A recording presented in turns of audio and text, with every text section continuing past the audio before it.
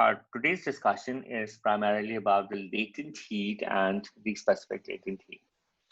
So the first thing you need to understand is that what is latent heat? So if a substance is about to change its state and you apply more heat to it and that heat is absorbed by the substance to cause the change of state only and no change of temperature occurs, then that's called latent heat.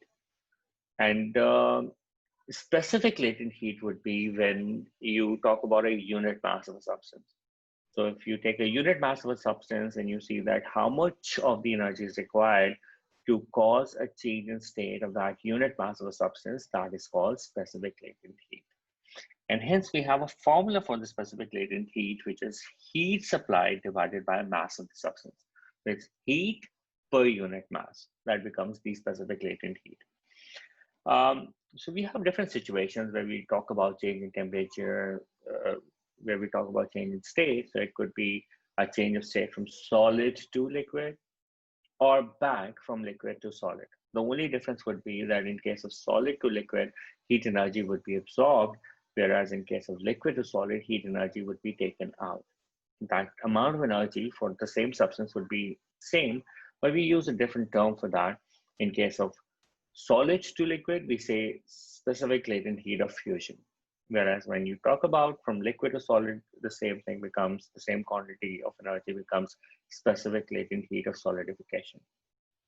Likewise, if you have water or any liquid changing to steam at its boiling point, that is called specific latent heat of vaporization.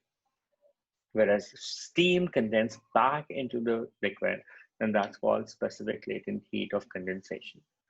So the amount of heat energy, as I was trying to tell you, is still the same. It's just that what change of state is occurring, and we will label it accordingly.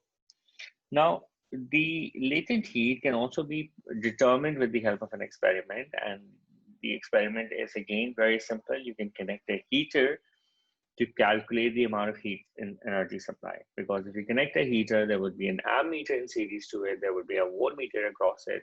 And then you can use the formula, which is power equals VI, to calculate the power of the heater. Since energy is power into time, so energy becomes VIT, and you would be able to measure time with the help of a stopwatch.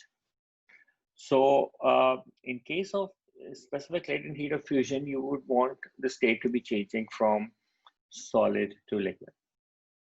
So what you can do is that you can take a funnel and you can put some ice cubes in it and wait for it to start melting so that you know that it is at its melting point in case of ice, which would be 0 degrees Celsius. And then you switch on the heater, and once you will switch on the heater, of course, the ice cubes are going to absorb the heat energy, and we can calculate the amount of heat energy by using VIT. And what's going to happen is that as the ice will melt, it will be collected in the beaker underneath it. And that beaker is resting onto a pan balance. So of course, as much of the ice is going to melt is going to be the amount of water that's going to be collected in the beaker, and that would be recorded by the change in mass or the change in reading of the pan balance. So that would give you how much ice had melted. So you have the change in mass and you have the energy. You can calculate the specific latent heat out of that. Similarly, guys, you can perform a very identical experiment for the specific latent heat of vaporization. Now, what you need to do is that you need to immerse the heater inside the liquid and you still wait for it to start boiling. And once you see it has started boiling, then you will see that as the water will boil, it will move out of the container. As it's going to move out of the container, that would again cause a change in reading of the pan balance. And that change in reading could be, again, would be equal to the amount of water evaporated. So you can find out the amount of water evaporated, or you can find out the amount of ice melted. And then you can use a formula, which is PT equals ML.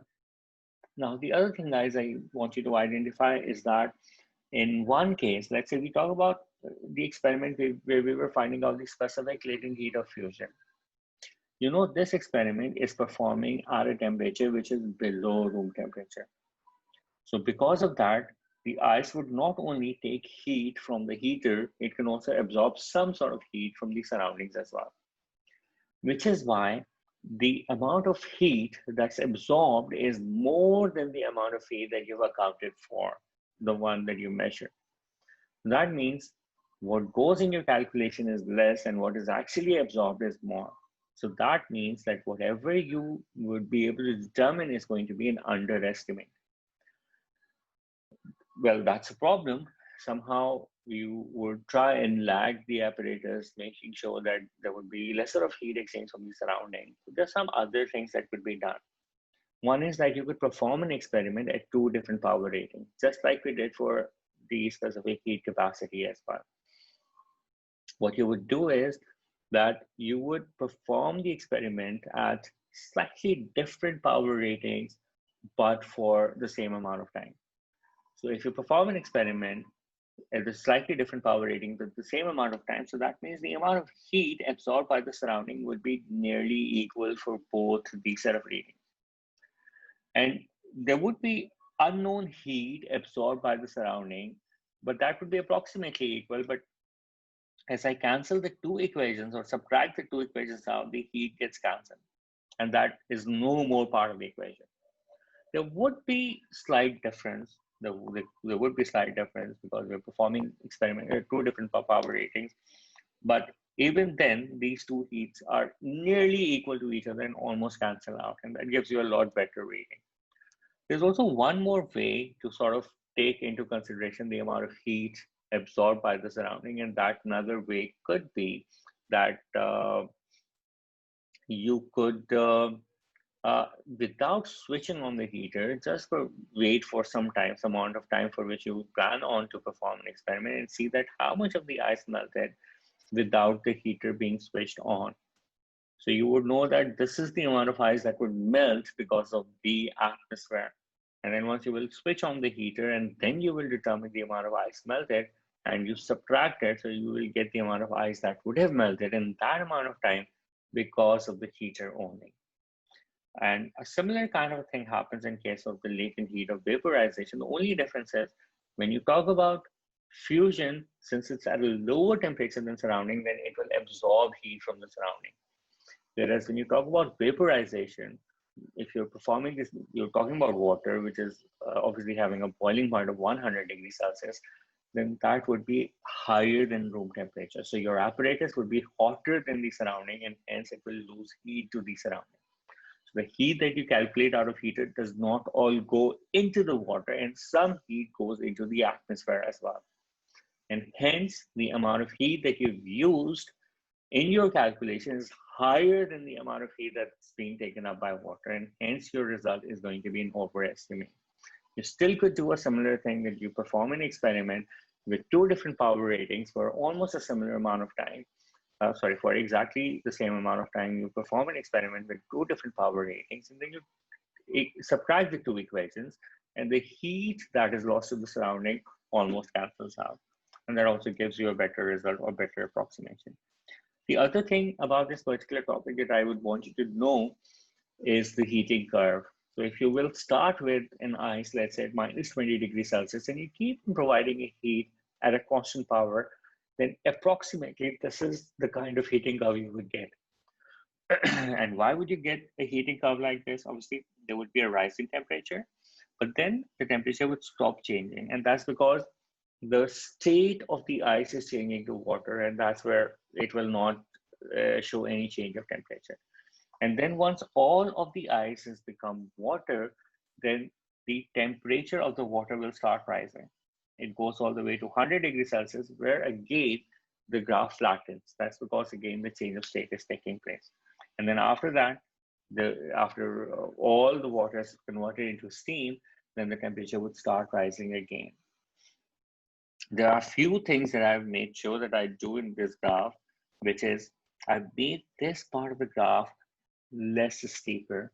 This is an indication of the fact that water has a very high heat capacity.